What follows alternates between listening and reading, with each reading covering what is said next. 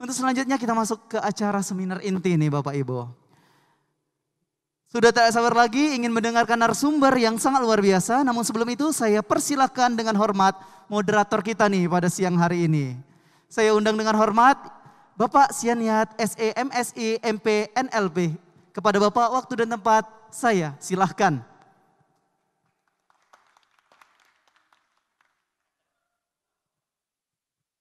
Baik, terima kasih Pak Fajar yang luar biasa mendrive acara kita. Nah, sekali lagi saya mengucapkan terima kasih kepada Bu Yenti ya, Podomoro, Ketua AMA Indonesia, Pak Warsono, dan rekan-rekan bisnis di Medan Sumatera Utara yang telah mendukung acara yang luar biasa hari ini. Dan acara Asosiasi Manajemen Indonesia ini, acara puncaknya kita akan lakukan setiap tahun sekali ya, yaitu puncaknya bagaimana kita projection ekonomi dan bisnis untuk tahun depan, supaya Bapak Ibu semuanya lebih ready untuk take off dan lebih ready lagi untuk mencapai hasil-hasil yang maksimal. Nah, sesuai dengan yang disampaikan oleh Pak Fajar tadi, nanti kita ada 4 narasumber yang luar biasa yang sangat kompeten di bidangnya. Dan semoga ini bisa menjadikan momentum perubahan bagi kita semuanya. Dari beberapa pakar di Indonesia, Pak Herman Kartajaya sudah memberikan penjelasan bahwa ekonomi kita akan tumbuh. Dan COVID-19 itu dari datanya semakin lama semakin menurun dan kita adalah hasil yang bagus. Ini adalah dukungan pemerintah dan dukungan dari kita semuanya yang taat terhadap protokol kesehatan. Dan semoga acara hari ini, presentasi tentang ekonomi outlook, ya nanti ada Asosiasi Real Estate Indonesia, dari Panin Asset Management. Dari Panin Asset Management juga akan luar biasa, karena beliau saya selama setahun lebih, kita Zoom live di Tribun Medan TV dan live di Facebook, Instagram, selalu menginspirasi. Ya, dari data-data pakar, direktur utama yang pernah diundang di Tribun Medan, ya by live Zoom, itu menunjukkan hasil yang positif. Artinya semua melihat 2022 adalah harapan yang luar biasa sekali. Ya. Dan kita akan memulai seminar di siang hari ini. Saya yang pertama sekali mewakili Asosiasi Manajemen Indonesia akan mengundang Bapak Warsono, Deputi Direktur Kantor Perwakilan Bank Indonesia Provinsi Sumatera Utara. Kepada Bapak Warsono, saya persilakan untuk hadir di atas panggung. Terima kasih. Nah, Pak Warsono akan presentasi tentang apa yang terjadi di Sumatera Utara selama sampai di September dan proyeksinya sampai akhir tahun dan tantangan peluang apa saja yang akan diperoleh pada tahun 2022. Semoga ini menjadi sesuatu yang bermanfaat bagi Bapak Ibu semuanya di dalam menyusun marketing dan bisnis plan. Harapan kita perusahaan Bapak Ibu semakin maju berkembang dan semakin sukses ke depannya. Terima kasih, kita mulai langsung mendengar presentasi Pak Warsono. Pak Warsono silakan. Baik Pak, makasih ya. Pak. Langsung ya Pak? Langsung silakan Pak. Ya. Saya mohon izin boleh buka masker. Silakan Pak, kita ada jaga jarak, is okay Pak. Ya, Pak.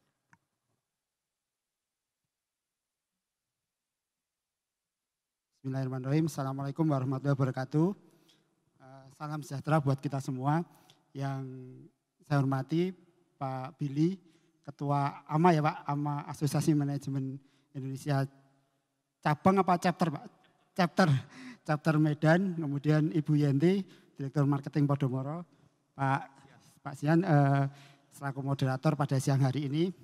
Pertama-tama terima kasih nih pada kesempatan sore ini kami dari Bank Indonesia diberikan kesempatan untuk sharing tentang outlook perekonomian Sumatera Utara. Memang di pekerjaan kami sehari-hari, kebetulan saya di kelompok kajian perumusan ekonomi keuangan daerah Pak, wilayah Sumatera. Jadi kebetulan BI Sumatera Utara ini sambil memperkenalkan menjadi koordinator wilayah untuk Sumatera. Jadi kami setiap triwulan melakukan asesmen ekonomi untuk disampaikan kepada Dewan Gubernur kami di Jakarta sebagai bagian dari masukan dari sisi kewilayahan atau spasial ketika Dewan Gubernur kami mengambil kebijakan moneter setiap bulannya. Jadi akan melihat perkembangan Sumatera itu yang mengakses kami dari Bank Indonesia. Saya kebetulan ditemani Mbak Erin, salah satu asisten manajer di Bank Indonesia Sumatera Utara.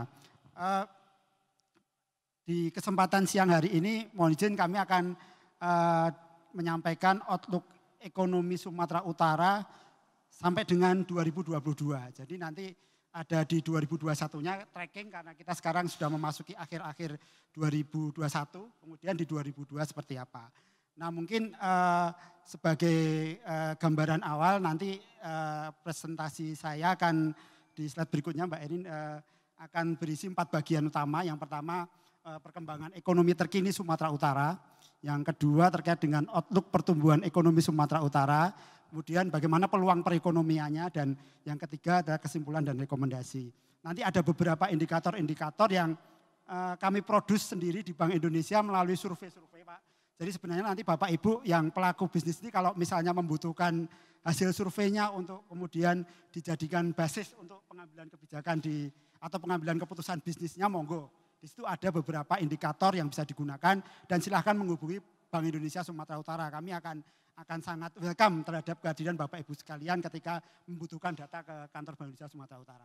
Di next Mbak, mungkin di bagian pertama di perkembangan ekonomi, kalau boleh di slide 4 kami akan menyampaikan semacam lingkungan strategis yang sekarang kita hadapi di global ini. Jadi kita tahu ini sekarang ini vaksinasi itu sangat cepat dilakukan hampir semua negara. Sehingga ketika vaksinasi dilakukan hampir semua negara dan itu menjadi semacam game changer ya Pak ya, game changer karena kita menghadapi pandemi ini kemudian ketika orang divaksinasi ada herd immunity, ekonomi jalan karena mobilitas jalan. Nah ini mengakibatkan apa? Permintaan naik, permintaan global ini naik sehingga trade channel itu menjadi naik. PDB dunia akan cenderung naik. Kemudian tapi sayangnya vaksinasi seperti yang disampaikan di G20 Pak Jokowi kemarin ikut rapat dan sebagainya itu tidak merata. Di advance ekonomi negara-negara maju sangat kenceng.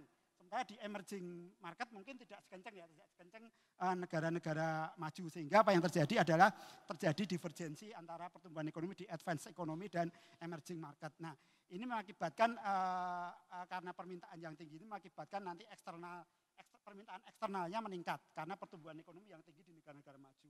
Otomatis ketika negara-negara maju itu pertumbuhannya naik, demand terhadap permintaan globalnya naik, potensi ekspor kita naik dari negara-negara pengekspor ini. Nah, kurang dekat, maaf. Nah, tapi ada satu hal yang menarik Bapak Ibu, kita menghadapi 2 hal yang sekarang ini terjadi, ketidakpastian. Yang pertama adalah yang terjadi di dunia ini, yang sekarang kita hadapi adalah disrupsi rantai pasok. Ini karena apa? Bapak Ibu mungkin dengar akhir-akhir ini terjadi kelangkaan kontainer ya Pak. Mungkin Bapak Ibu bisnis yang ekspor mengalami, apalagi di basis di daerah yang basis utamanya manufaktur dan ekspor, di Jawa terutama. Kalau kita lihat asosiasi-asosiasi eksportir mebel itu mengeluh kontainer kurang dan sebagainya Pak. Nah itu memang terjadi karena ya awalnya karena COVID sehingga mobilitas menjadi berkurang sehingga aktivitas ekonomi berkurang. Yang kedua kenaikan permintaan eksternal itu ternyata berakibat kepada kelangkaan energi. Yang kemarin Bapak Ibu lihat di China industri sudah mulai tumbuh sehingga kebutuhan energi untuk produksi barang-barang manufakturnya meningkat. Akibatnya energi di dunia suplainya menjadi agak sedikit berkurang sehingga ada kelangkaan. Sebenarnya faktornya karena demand yang terlalu tinggi. Tidak diperkirakan kecepatan pertumbuhannya.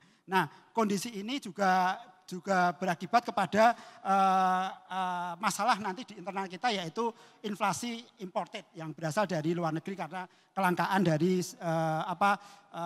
kontainer dan energi sehingga berakibat harga-harga yang kita impor barang-barang dari China kan banyak ini masuk ke kita itu berpotensi untuk naik sehingga memungkinkan adanya inflasi. Di sisi lain, di sisi finansial ini di Amerika dan beberapa negara maju yang selama ini melakukan stimulus fiskal yang sangat ketat, yang sangat longgar maksudnya, jadi mengeluarkan subsidi dan sebagainya seperti yang dilakukan di Indonesia saat ini, sudah melakukan normalisasi Pak. Jadi ketika melakukan normalisasi itu berakibat likuiditasnya berkurang. Kemudian di sisi lain Bank Sentral yang sebelumnya itu melonggarkan likuiditasnya, ini sudah mulai melakukan tapering atau mengurangi likuiditasnya. Ketika mengurangi itu dampaknya adalah pada suku bunga. Suku bunganya akan naik di sana sehingga ketika suku bunga itu naik berakibat kepada uang dolar kita akan bisa kembali ke sana. Sehingga ini mengakibatkan nanti aliran modal kita akan bermasalah. Itu di sisi eksternal atau di globalnya. Nah di sisi internalnya, di sisi domestik, ini sekarang yang sedang digenjot oleh pemerintah setelah selama pandemi ini banyak sekali lapangan usaha itu mengalami pembatasan ya Pak, ini sudah mulai dibuka. Kemudian strategi COVID yang dilakukan oleh pemerintah dengan istilahnya PPKM yang gas rem itu ternyata sangat efektif untuk menjaga bagaimana COVID itu tidak berkembang pesat sementara ekonomi tetap jalan. Karena memang ini sesuatu yang sangat sulit, apakah mengorbankan ekonomi untuk kesehatan atau kesehatannya diperketat tapi ekonominya lemah. Sehingga ini kombinasi dua kebijakan ini sangat penting bagi pemerintah untuk melakukan gas rem di PPKM. Nah kemudian yang ketiga transmisi suku bunga, ini otomatis kami di Bank Indonesia Pak yang mengeluarkan kebijakan suku bunga akan melihat kondisi-kondisi ini untuk pertimbangan ekonomi. Kalau misalnya ekonomi sekarang masih butuh likuiditas untuk digenjot supaya kredit naik, maka suku bunga kita tetap ditahan pada level 3,5%. Mungkin Bapak Ibu tahu sejak Februari 2020 kita sudah menahan suku bunga Bank Indonesia itu 3,5%, sehingga suku bunga kita sekarang sebenarnya relatif rendah, tapi memang permintaan kreditnya yang sedang lesu karena kondisi ekonomi. Nah ini semua akan berdampak kepada tadi pertumbuhan ekonomi kita ke depan, nilai tukar kita agar terjaga, kemudian bagaimana kredit kita akan tumbuh, termasuk juga bagaimana menjaga inflasi. Karena sekali lagi inflasi ini perlu dijaga untuk menjaga daya beli dari masyarakat. Itu semua akan butuh sinergi kebijakan dari pemerintah, baik dari sisi fiskal tentunya dengan bagaimana kebijakan anggarannya, APBN-nya termasuk dari Pemda, Pemerintah Daerah Sumatera Utara, kemudian dari sisi moneter kami di Bank Indonesia bagaimana menetapkan suku bunganya, kemudian makroprudensialnya agar apa yang terjadi di industri itu tidak berdampak sistemik terhadap industri yang lain kalau terjadi masalah di satu industri. Kemudian di sistem pembayaran kita tahu sekarang kita menghadapi era digital sehingga sistem pembayaran ke depan mungkin akan lebih banyak kepada sistem pembayaran yang sifatnya adalah digital, mengurangi sistem pembayaran yang sifatnya tunai. Kemudian pendalaman pasar keuangan ini penting untuk bagaimana kita membiayai alternatif pembiayaan kepada dunia usaha. Ini terus dilakukan oleh Bank Sentral dan pemerintah untuk melakukan pendalaman pasar keuangan. Nah itu beberapa selain reformasi struktural tentunya. Itu beberapa lingkungan strategis awal yang kita hadapi Pak sebagai pembuka. Pembukanya agak lama ya Pak, maaf, nggak apa-apa Pak ya. Nah ini supaya kemudian kita masuk ke bagaimana sih kondisi perekonomian globalnya. Bapak Ibu bisa melihat pada kondisi triwulan 3 kemarin, beberapa negara maju seperti Amerika Serikat, Tiongkok, Jepang, itu pertumbuhannya masih positif tapi melambat. Jadi masih positif tapi melambat. Melambat itu berarti lebih rendah dari triwulan sebelumnya. Karena apa? Karena kenaikan COVID. Kenaikan delta COVID yang itu ternyata berdampak juga kepada tadi yang saya sebutkan terkait dengan rantai pasok dan kelangkaan energi. Di sisi lain di Eropa, tadi advance ekonomi yang lain di Eropa. Oh yang titip sertifikat ekonomi karena di sana penggunaan sektor ekonomi itu sudah mulai meluas. Bapak Ibu mungkin melihat TV juga ya, contoh kecilnya di Eropa kita lihat Liga Inggris, stadion itu sudah penuh, katakanlah misalnya MU lawan Chelsea itu sudah penuh Pak. Nah itu menunjukkan bahwa di Eropa sana sebenarnya sektor ekonomi sudah mulai dibuka. Karena sudah mulai dibuka, mobilitas naik berarti ekonomi tumbuh. Nah ini yang terjadi di Eropa. Nah memasuki triwulan 4 sebenarnya ekonomi global itu masih akan terus membaik. Ini tercermin dari indikator-indikator dini yang kita miliki sejak akhir Oktober ini, diantaranya PMI global yang sudah mulai, PMI itu jadi Purchasing Manager Index yang oleh industri yang sudah mulai naik.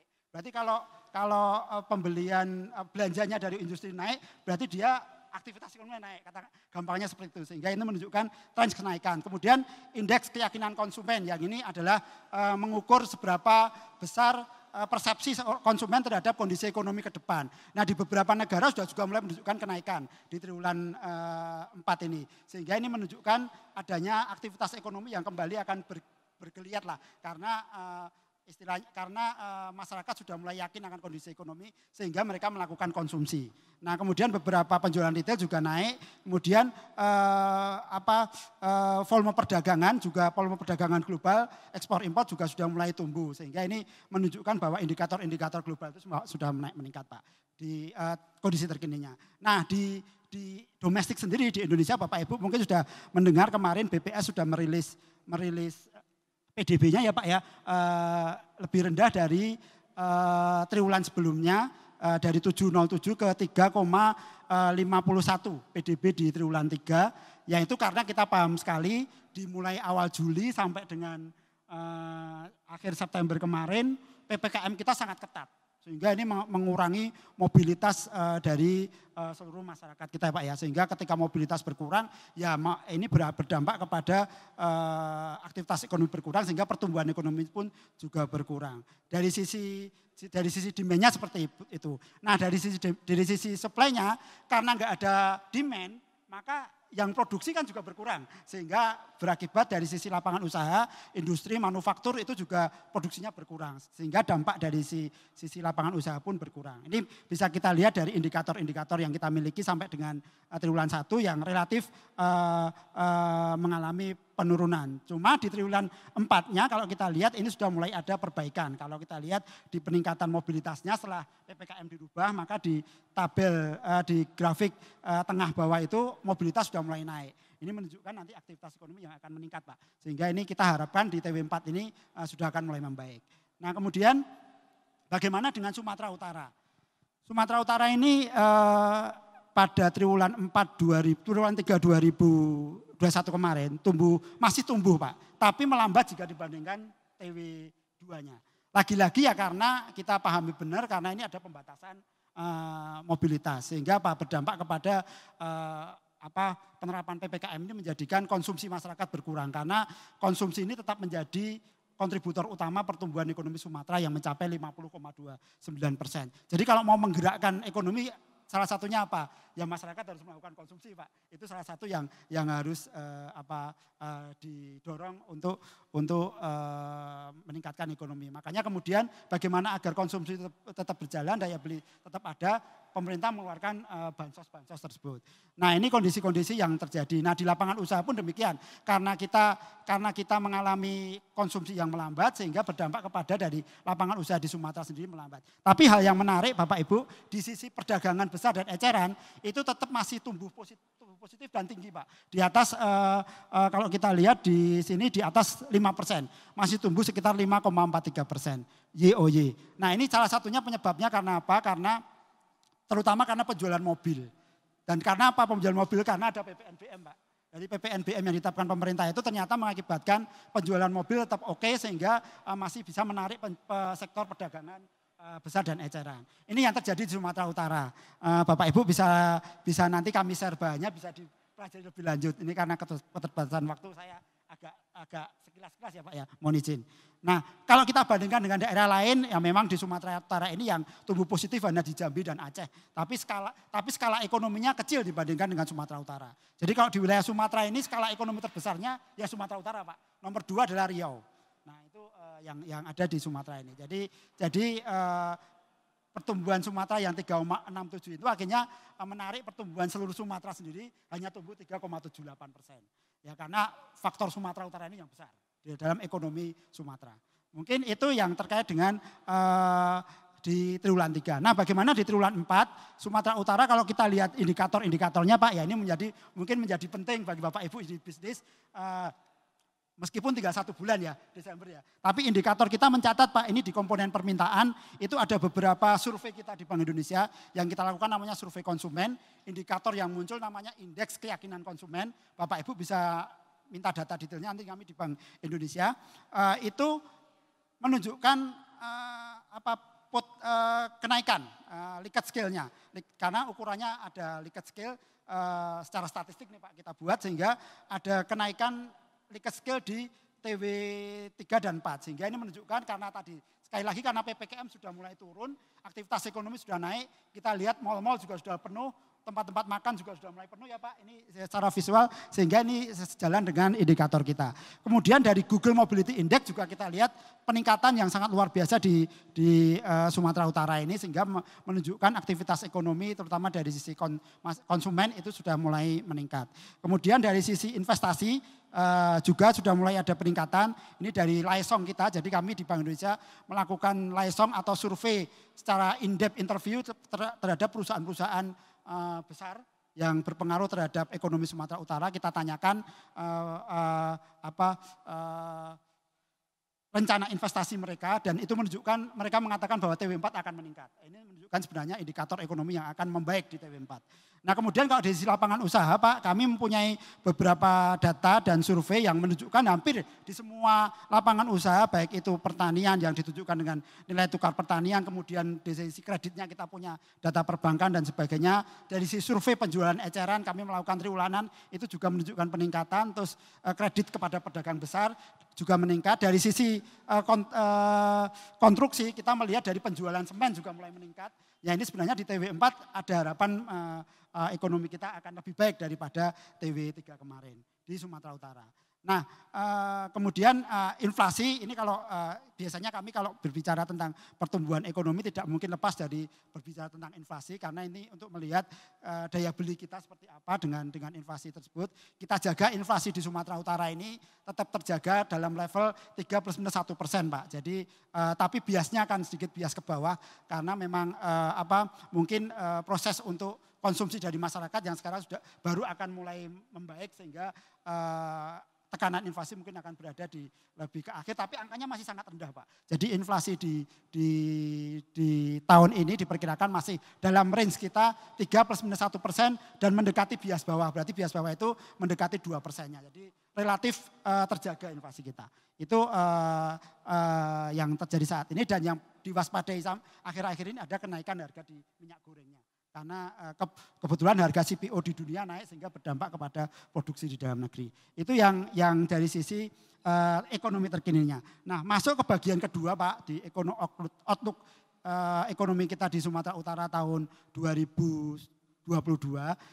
Boleh lanjut di slide globalnya Mbak. Nah ini sebelum masuk ke domestik kami selalu masuk ke globalnya dulu karena Indonesia adalah ekonomi terbuka, jadi mau tidak mau kita harus melihat kondisi globalnya seperti apa. Nah di global Bank Indonesia sesuai dengan kemarin, kebetulan kami juga melakukan pertemuan tahunan Bank Indonesia oleh Gubernur Bank Indonesia, disampaikan pertumbuhan kita di 2021 diproyeksikan 5,7%, di tahun 2022 mungkin akan tumbuh sekitar 4,4%. Jadi masih tumbuh positif lah ekonomi global, relatif masih membaik. Nah ini terutama ya sekali lagi karena proses pandemi ini yang sudah mulai bisa dikelola dengan baik, vaksinasi sudah mulai menuju herd immunity sehingga kita bisa melihat prospek semua negara itu menunjukkan peningkatan.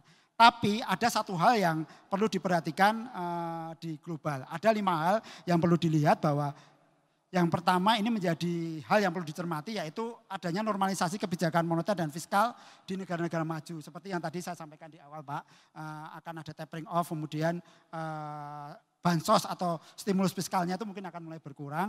Kemudian ada scaring effect pandemi. Scaring effect itu dampak memar dari korporasi yang terdampak COVID sehingga proses pemulihannya lama Pak. Itu yang terjadi. Kemudian meluasnya sistem pembayaran digital dan resiko aset kripto karena kita sekarang menghadapi aset kripto yang luar biasa. Yang keempat terkait dengan green economy yang harus kita hadapi. Termasuk di Sumatera ini terkait produksi CPO dan sebagainya akan menghadapi tantangan di green economy. Yang ketiga adalah melebarnya kesenjangan atau inklusi keuangan. Ini nanti dijawab dengan tantangannya tentu saja mendorong UMKM di sana Pak. Nah itu yang terjadi di global. Nah bagaimana di Sumatera Utara sampai 2021 kami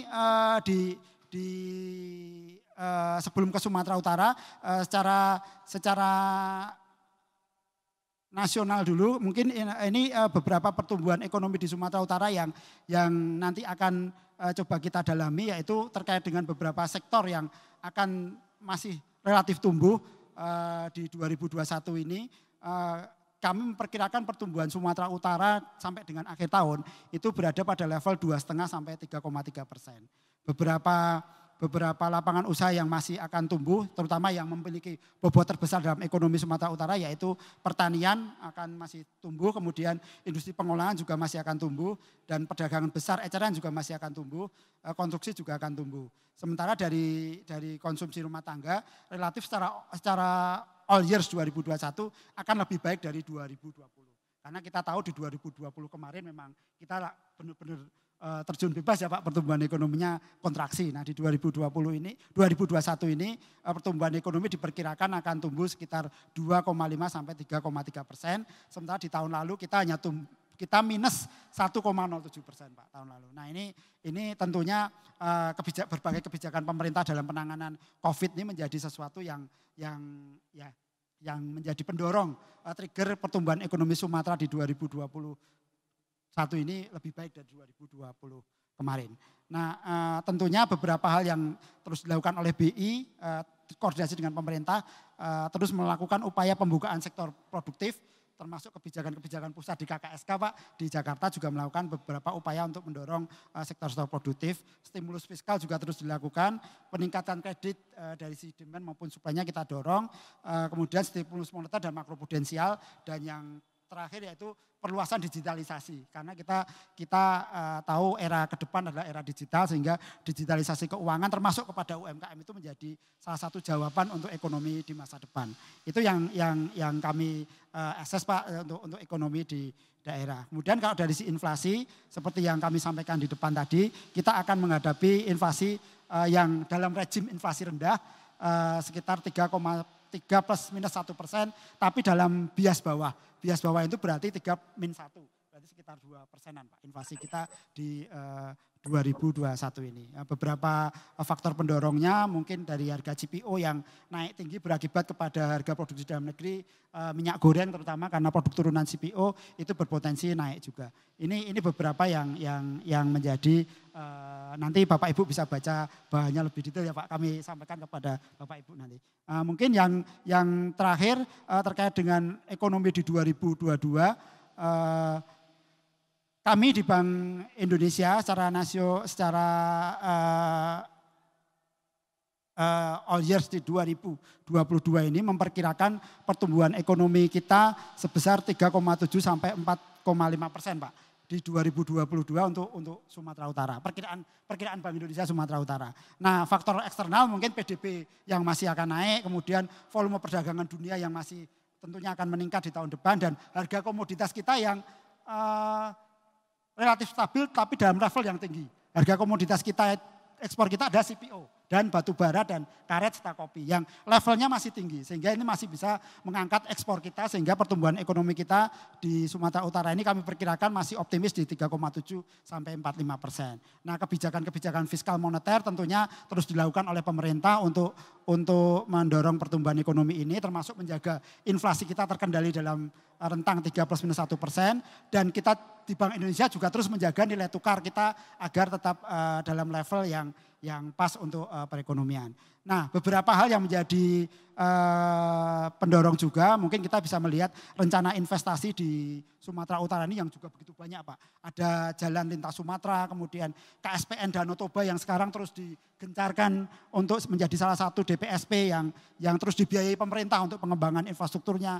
Kemudian ada program food estate juga di Sumatera Utara ini, pengembangan kawasan Kuala Tanjung, terus mendorong pengoptimalan KEK Semangke, ada Airport City yang juga akan dikembangkan, kemudian PLTA Batang Toru, kemudian Bendungan Lausi Meme juga sport center yang dikembangkan rencana untuk PON setelah Papua, mungkin itu juga menjadi bagian yang terus menjadi salah satu pendorong ekonomi dari sisi investasi. Sehingga kalau kita lihat dari komponen pertumbuhan ekonominya, baik dari konsumsi rumah tangga, investasi, konsumsi pemerintah maupun ekspor impor, sisi eksternalnya kita melihat akan ada pertumbuhan di tahun 2022 Pak. Ini yang menjadi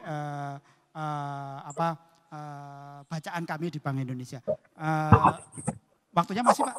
Atau kalau boleh sebelum mengakhiri, mungkin ini ada beberapa faktor pendorong ya yang mungkin menjadi bacaan kami bahwa ekonomi Sumatera Utara yang masih tumbuh itu terutama didorong salah satunya adalah vaksinasi yang terus berjalan dengan sesuai jadwal oleh pemerintah. Meskipun ada beberapa target-target kita yang masih posisinya berada di bawah nasional, tapi so far pemerintah Sumatera Utara terus mengejar vaksinasi ini dilakukan agar terjadi herd immunity. Kalau data yang ada di kami sampai dengan November kemarin sudah 56,76% penduduk Sumatera Utara ini telah tervaksinasi. Dosis 1, dosis 2-nya sudah 38,89%. Kita berharap vaksinasi ini akan segera mencapai paling tidak 70% untuk dosis 2 untuk mencapai herd immunity. Karena untuk herd immunity 70% ya Pak ya. Itu akan tercapai di bulan Maret 2022. Di slide berikutnya kami melakukan simulasi kemungkinan besar di Maret 2022 itu akan herd immunity tercapai di Sumatera Utara, tentunya dengan usaha keras pemerintah untuk terus mensosialisasikan pentingnya vaksinasi ini, karena dan didorong juga oleh distribusi vaksinasi yang lancar lah dari pemerintah agar semua daerah, semua masyarakat bisa tervaksin dengan baik. Sehingga vaksinasi ini sekali lagi menjadi salah satu game changer lah untuk bagaimana ekonomi ini menjadi lebih baik di era COVID-19 ini. Itu dari sisi kita, dari sisi internal, dari sisi eksternalnya kita melihat harga komoditas masih bagus ini Pak. Harga komoditas ekspor kita ya ini CPO, kemudian kopi, karet dan aluminium itu masih baik di 2022 sehingga ini berpotensi untuk meningkatkan ekspor kita. Nah, ketika ekspor kita naik, otomatis ekonomi kita akan naik dan dampak lainnya tentunya pertumbuhan ekonomi kita naik, pendapatan itu harapannya seperti itu Pak. Ini yang menjadi faktor pendorong kenapa kita memperkirakan ekonomi di 2022 masih akan tumbuh. Nah, kemudian kalau boleh saya lanjut ke slide 20, bagian peluang perekonomian kita di 2022 ke depan. Kami di Bank Indonesia melakukan kajian, mungkin nanti kalau Bapak Ibu pengen mendapatkan kajiannya boleh ke Bank Indonesia Sumatera Utara Pak. Kami melakukan kajian untuk melihat sebenarnya sektor apa saja sih yang punya potensi untuk didorong lebih cepat. Kami menggunakan analisis 9 boxes dengan melihat sisi resiko dari COVID, kesehatan, resiko penularan, dan kemudian dari sisi dampak ekonominya. Kalau kita lihat dari 9 boxes ini ternyata ada tiga yang bisa kita dorong, yaitu di kuadran 2, 3, dan 6 yang itu bisa menjadi prioritas utama untuk strategi pemulihan ekonomi kita. Karena apa? Ketiga sektor itu sendiri pun secara sharing juga menyumbang 80% lebih dari ekonomi Sumatera Utara, yakni sektor pertanian, kehutanan, perikanan, kemudian sektor jasa keuangan, asuransi dan administrasi pemerintahan, meski bobotnya kecil, dan bobot terbesarnya yang perlu didorong adalah industri pengolahan, konstruksi, perdagangan besar dan eceran. Jadi Bapak Ibu yang bergerak di bidang perdagangan, ini memang menjadi bagian yang perlu kita dorong untuk menjadi bagian yang bisa kita dorong untuk meningkatkan ekonomi kita di Sumatera Utara. Beberapa tantangan dan strategi pemulihannya ada di tayangan kami, nanti mungkin Bapak Ibu bisa mendalami lebih lanjut dari masing-masing sektornya. Dari 9 boxes ini kami melihat 3 itu Pak, nanti bisa didalami lebih lanjut, kalau butuh hasil kajian lengkapnya boleh kami share ke Bapak Ibu. Kemudian yang kedua, peluang perekonomian kedua adalah terkait dengan digitalisasi. Jadi era ke depan memang Bapak Ibu harus mau tidak mau harus masuk ke era ini. Unit bisnisnya pun harus masuk ke area digital ini. Kami di Bank Indonesia akan memfasilitasi tentunya dari sistem pembayarannya secara digital akan terus kita dorong. Termasuk bagaimana kami mendorong elektronifikasi di pemerintah dengan memfasilitasi bagaimana pembayaran itu dilakukan secara elektronik untuk bantuan sosialnya, pembayaran di semua merchant, jalan tol, mendorong kris, dan bagaimana di destinasi wisata itu juga dilakukan pembayaran secara digital. Kami Bank Indonesia akan memfasilitasi Bapak Ibu yang membutuhkan pembukaan merchant kris bisa kami ke Bank Indonesia untuk bisa difasilitasi juga. Mungkin itu yang terkait dengan elektronifikasi. Kemudian hal yang penting juga karena untuk menjawab tadi inklusi keuangan, kami di Bank Indonesia terus mendorong pengembangan UMKM. Memang UMKM itu tidak semua bisa kami sentuh Pak. Kami punya beberapa binaan UMKM yang terus kami dampingi dan levelnya sudah mulai meningkat dalam era digitalisasi ini untuk onboarding kepada e-commerce maupun platform elektronik lainnya. Kami selalu mendampingi sehingga dari tahun ke tahun terus ada peningkatan level dari UMKM yang masuk ke area digital. Ini terus kita dorong. Bank Indonesia melakukan itu setiap tahunnya, mendampingi UMKM untuk onboarding UMKM. Itu yang kami lakukan Pak di Sumatera Utara. Ini tahapannya, di slide berikutnya ini tahapan kita menuju UMKM naik kelas menjadi bagian dari local value chain-nya. Kemudian yang terakhir terkait dengan inflasi ini Pak, kami setiap kali berbicara ekonomi kami tidak akan pernah lepas dari inflasi karena itu menjadi tugas kami di Bank Indonesia sebenarnya, menjaga inflasi. Kami terus di Sumatera Utara ini melakukan koordinasi dengan pemerintah daerah Pak, pemerintah Sumatera Utara termasuk di seluruh Indonesia dalam kerangka tim pengendali inflasi daerah TPID yang itu secara rutin menjaga inflasi di daerah itu agar dalam level yang stabil dan bisa menjaga daya beli masyarakat.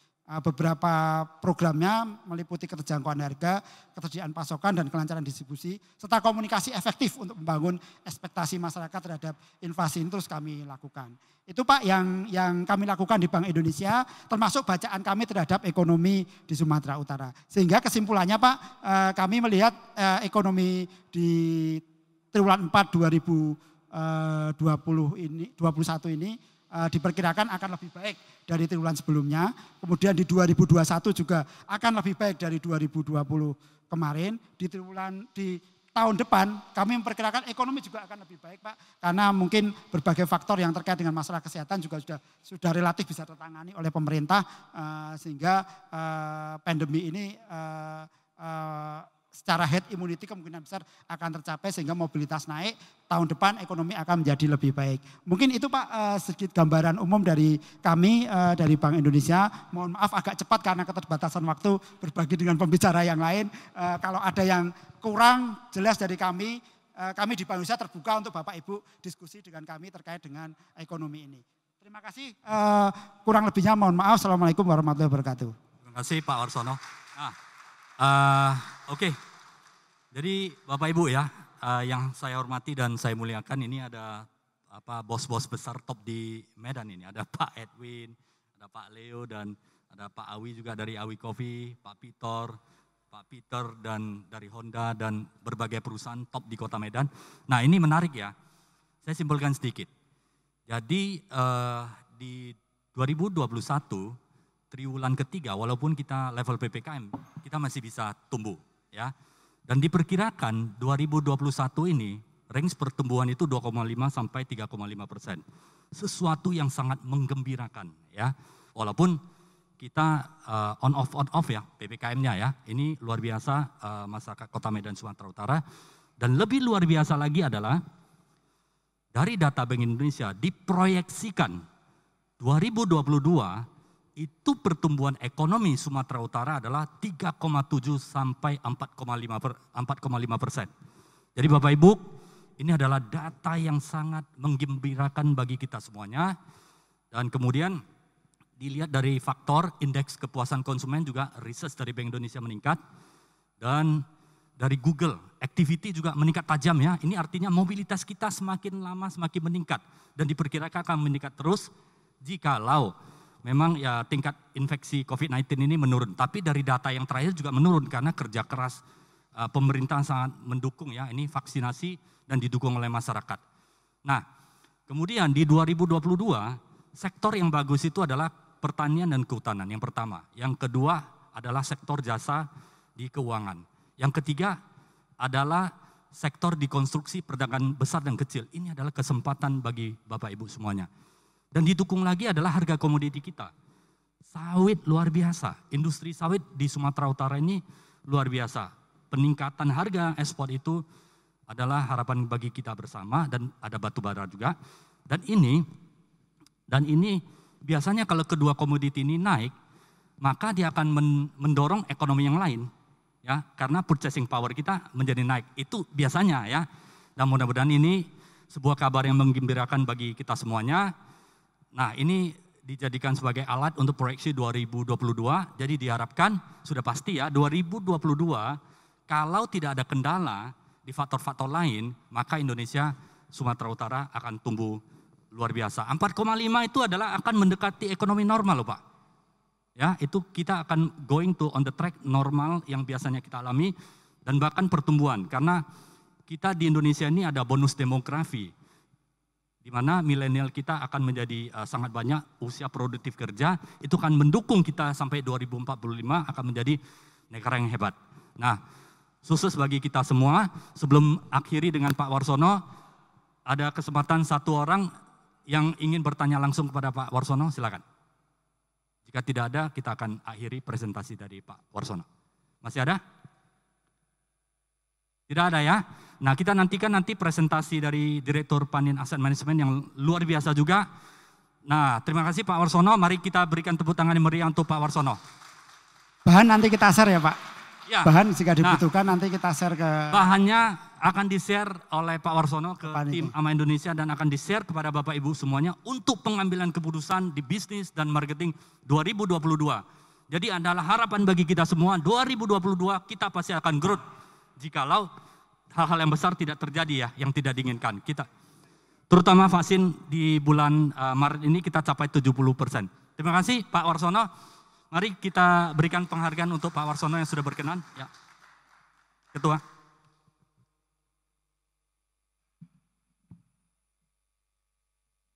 Sekali lagi Bapak Ibu mari berikan tepuk tangan yang meriah untuk Pak Warsono.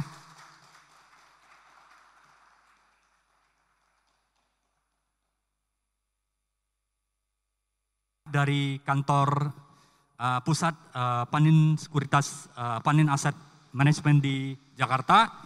Window dressing itu apa? Window dressing itu fenomena yang terjadi di pasar modal